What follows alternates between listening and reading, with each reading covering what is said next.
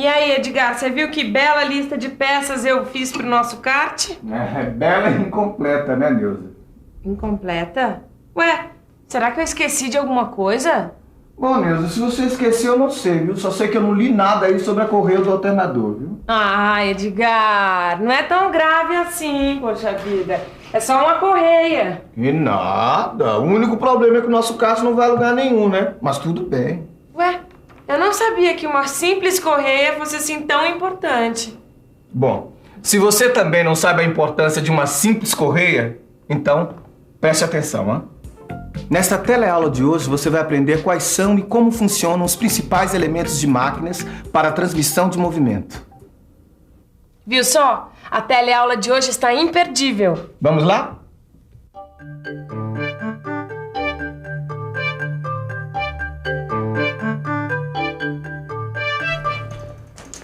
E aí, Ananias, tudo bom? Ô, Caio, trouxe a bicicleta pra arrumar?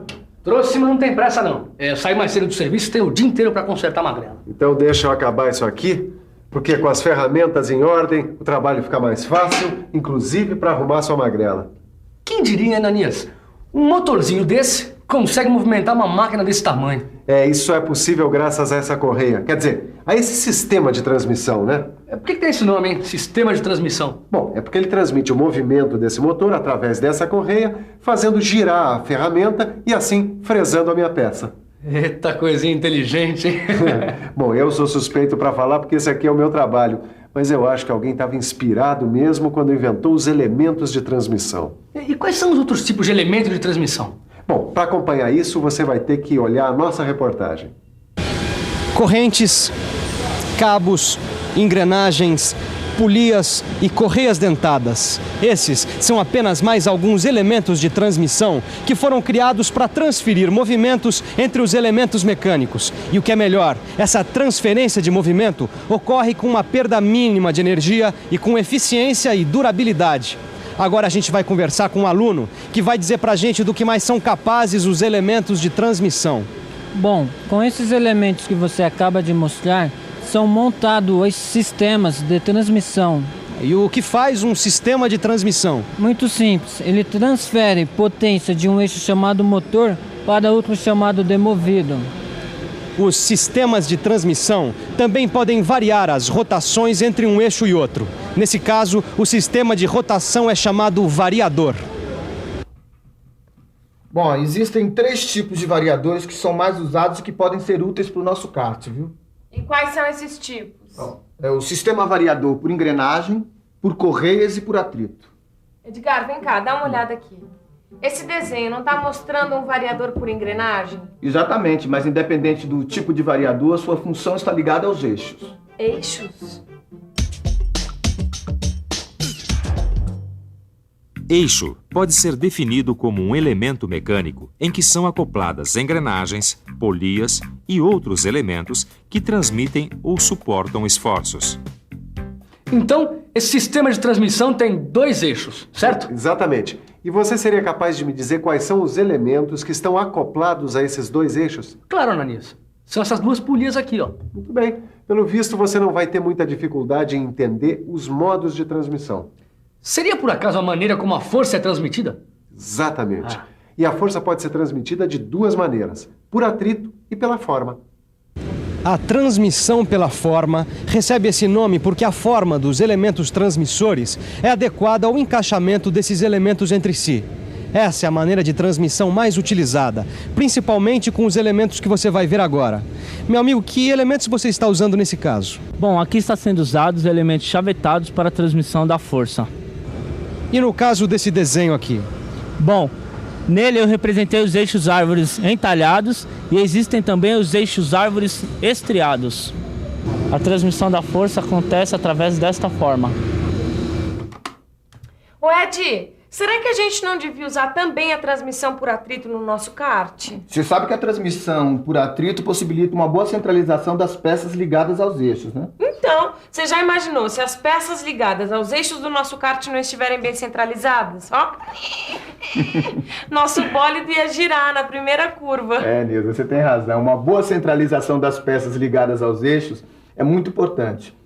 Só que a transmissão por atrito não possibilita uma boa transmissão transmissão de forças tão altas quanto as transmitidas pela forma.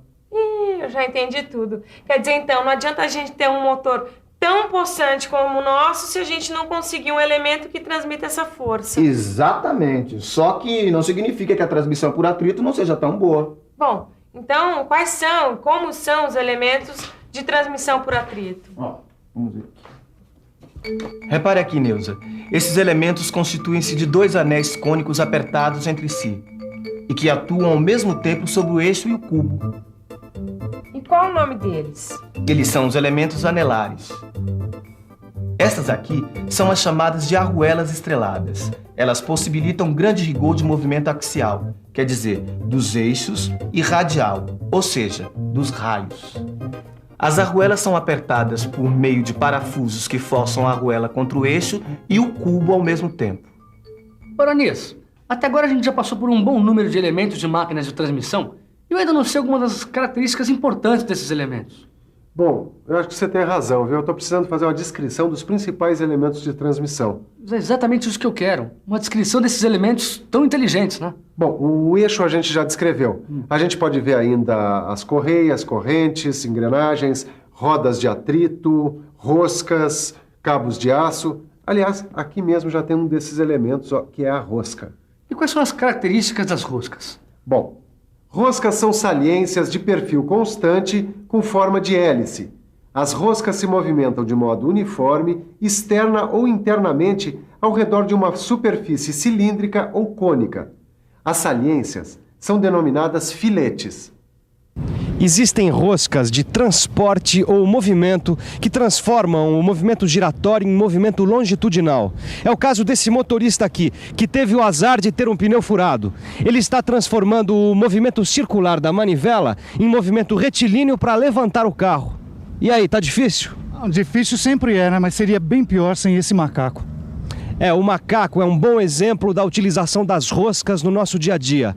Normalmente, estas roscas são usadas em máquinas como prensas ou tornos, principalmente quando são frequentes as montagens e desmontagens. Essa rosca aqui, ela transforma o movimento giratório em movimento retilíneo. Já essa outra rosca aqui faz o inverso. Ela transforma o movimento retilíneo em movimento giratório. Mas talvez transformar o movimento retilíneo em movimento giratório ou vice-versa não seja bem o que a gente precisa para o nosso kart, né? Então vamos continuar descrevendo os elementos de transmissão. Boa! Assim a gente também já pode escolher direitinho qual o elemento de transmissão de força que a gente vai usar no nosso bólido. Olha aqui, ó. Um elemento que a gente certamente vai usar muito é a correia, ó. Elas são elementos de máquinas que transmitem movimento de rotação entre eixos por intermédio das polias. E pelo que eu sei, as correias podem ser contínuas ou com emendas. Tem toda a razão, mas independente de serem contínuas ou emendas, as correias são sempre ligadas às polias. As polias são esses elementos aqui, não são? São sim. Elas são cilíndricas e podem ser fabricadas em diversos materiais. Eu acho que no caso do nosso kart, a gente tem que usar uma polia bem leve e resistente. Assim não pesa muito e aí o nosso kart vai ter maior velocidade. Mas Edgar, como é que a gente vai fixar essas polias? Bom, as polias podem ser fixadas por pressão, chaveta ou simplesmente por um parafuso. Agora me ajuda aqui a suspender a bicicleta. Opa! Isso. Ei, bichinho pesado! Foi. Enquanto eu conserto a magrela, a gente continua conversando sobre outros tipos de elementos de transmissão de força. Sabe que você me quebrou um galhão arrumando a magrela, viu, Ananias? Eu uso ela todo dia pra trabalhar. Aí faz muito bem, viu? Bicicleta é um tremendo veículo. Não gasta combustível e ainda por cima não polui o ar. Mas o melhor de tudo é que você praticando exercícios com regularidade, você faz um bem enorme para sua saúde. Isso é verdade. Sabe que eu me sinto bem melhor depois de fazer exercícios? Melhor que isso, né? Não custa nada. Olha aqui, ó. Tá vendo aqui? A corrente? Isso. Esse aqui é um exemplo de elemento de transmissão de força. As correntes, em geral, são metálicas, formadas por anéis ou elos.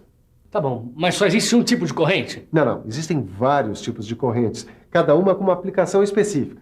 Essa aqui é a chamada corrente de elos. Agora, aqui na sua magrela mesmo, você tem outro exemplo de corrente. Já sei. Essa aqui? Exatamente. Essa é a corrente de buchas. Enquanto a gente não consertar essa corrente, você não vai conseguir transmitir força para as rodas. Outro tipo de elemento de transmissão bastante utilizado é a engrenagem. Elas também são conhecidas como rodas dentadas e servem para a transmissão entre eixos. Existem diversos tipos de engrenagens, cada uma para um uso específico. Estas aqui, por exemplo, são as engrenagens cilíndricas de dentes retos. Agora só falta falar de dois tipos de elementos de transmissão: as rodas de atrito e os cabos de aço. As rodas de atrito transmitem movimento entre dois eixos paralelos ou que se cruzam, mas esta transmissão é feita por atrito. Já os cabos de aço são elementos de máquinas feitos de arame trefilado a frio. Inicialmente, esse arame é enrolado em pernas. Depois, essas pernas são enroladas em espiral em torno de um elemento central, também conhecido como alma ou núcleo.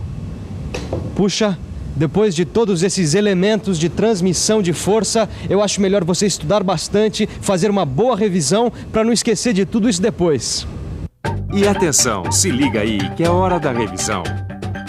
Na teleaula de hoje, você ficou sabendo o que são os elementos de transmissão. Aprendeu também que a força pode ser transmitida pela forma do elemento ou pelo atrito. Deu. Pronto, Caio. Agora você vai poder voltar a praticar seus exercícios físicos diariamente. Não, e o melhor é que agora eu vou voltar para casa e praticar os exercícios do meu livro. Tchau! Tchau.